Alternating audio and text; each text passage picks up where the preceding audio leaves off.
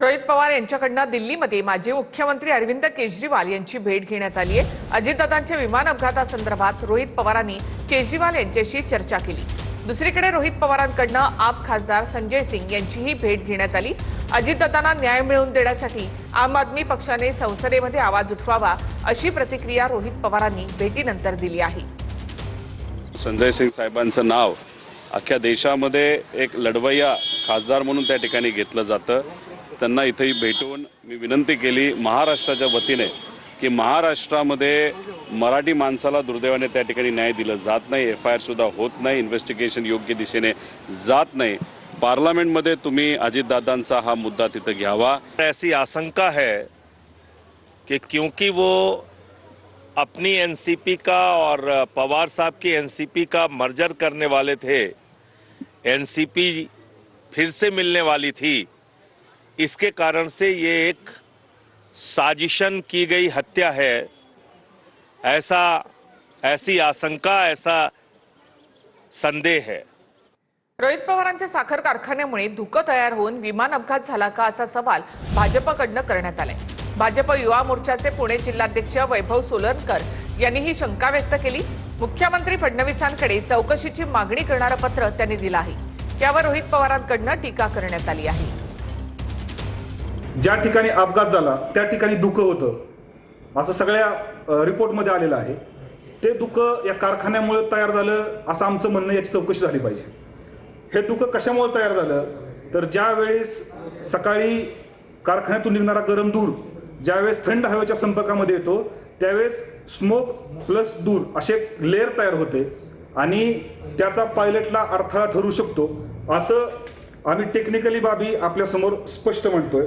ज्या लोकांना मेंदू नसतो, ज्या फक्त बातम्या होण्यासाठी त्या ठिकाणी बोलतात आणि हा अहिल्यानगर जिल्ह्यातला आहे आणि सातारा जिल्ह्यामधला आहे, तुझ्या खोल्यामध्ये मी काय जाणार नाही। एवढं गलिच्छ लेवलचं राजकारण जर भाजपच्या मोठ्या नेत्यांकडनं त्या ठिकाणी केलं जात असेल आणि स्वतः काय बोलता येत नाही म्हणून चिरकुट लोकांकडनं त्या ठिकाणी जर वक्तव्य करत असतील आणि हे सगळे बीजेपीचेच लोक आहेत। अजितदादांचा मृत्यू घातकी अपघात याच्यावर रोज नवीन दावे प्रतिदावे केले जात आहेत। तुम्हाला अजितदादाचा मृत्यूचं कारण शोधायचं आहे ना, तुम्ही सर्वांनी त्या असलेल्या यंत्रणेला आपण सहकार्य केलं पाहिजे। असे आरोप प्रत्यारोप करून मग कारखान्याच्या प्रदूषणामुळे विमान पडलं किंवा आणखीन कशामुळे पडलं याचा सगळा अभ्यासपूर्ण जो अहवाल येणार आहे त्याच्यानंतर याच्यावर भाष्य केलं तर मला वाटतं हे बरं राहील। तर अजितदादांच्या विमान अपघाताचा प्राथमिक अहवाल आलेला आहे, पूर्ण अहवाल आल्यावर बोलेल असं सुनेत्रा पवार यांनी म्हटलंय। दादांच्या विमान अपघाताच्या प्रश्नावर उपमुख्यमंत्री सुनेत्रा पवारांनी हे उत्तर दिलं। विविध तपास यंत्रणांच्या माध्यमातून चौकशी सुरू असल्याचं त्यांनी म्हटलंय। अजित पवारांचा जो विमान अपघाताचा मुद्दा आहे तो अजूनही चर्चेत आहे। रोहित पवार सातत्यानं प्रश्न विचारतात, मात्र त्यांच्या कुठल्याच प्रश्नाचं उत्तर मिळत नाहीये। खरं तर अनेक वेगवेगळ्या एजन्सी मार्फत त्याची चौकशी सुरू आहे। आता प्राथमिक अहवाल आलाय, तो काय संपूर्ण अहवाल नाही, त्याच्यामुळे मला असं वाटतं की सगळ्याच अहवाल आल्यानंतर आपण याच्यावरती बोलू शकतो।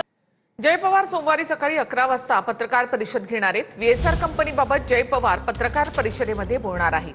काही दिवसांपूर्वी जय पवारांनी VSR कंपनीच्या रोहित सिंगचा को पायलटच्या सीटवर झोपलेला असतानाचा एक व्हिडिओ ट्विट केला होता। शरद पवार यांच्यापेक्षा पार्थ पवारांची संपत्ती जास्त असल्याचं समोर आलंय। राज्यसभेच्या अर्जातील प्रतिज्ञापत्रामधून ही माहिती उघड झाली। शरद पवार आणि प्रतिभा पवारांकडे 60 कोटी 71 लाखांची संपत्ती आहे, तर पार्थ पवारांकडे 88 कोटी 33 लाखांची संपत्ती आहे। शरद पवारांपेक्षा पार्थ पवारांची संपत्ती जास्त। एकूण मालमत्ता शरद पवारांची 60 कोटी 71 लाख, पार्थ पवारांची 88 कोटी 33 लाख रुपये। जंगम मालमत्ता शरद पवारांची 44 कोटी 72 लाख, तर पार्थ पवारांची 11 कोटी 35 लाख। समभाग म्युच्युअल फंड्स शरद पवारांचे 27 कोटी, पार्थ पवारांचे 1 कोटी 17 लाख। बँका व वित्त संस्थांमधील मुदत ठेवी शरद पवार 11 कोटी 66 लाख, पार्थ पवार 3 कोटी 68 लाख रुपये।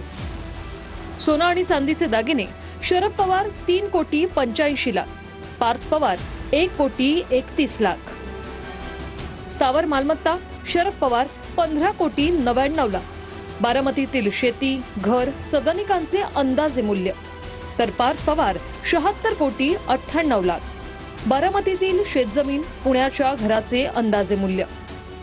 बँका किंवा वित्तीय संस्थांचे कर्ज शरद पवार 49,84,000 सुप्रिया एंटरप्राइजेसचे दायित्व, तर पार्थ पवार 92,48,000. भिवंडी हत्या प्रकरणामधील नार्को टेस्टचे रिपोर्ट आता गोपनीय ठेवण्यात आलेले आहेत.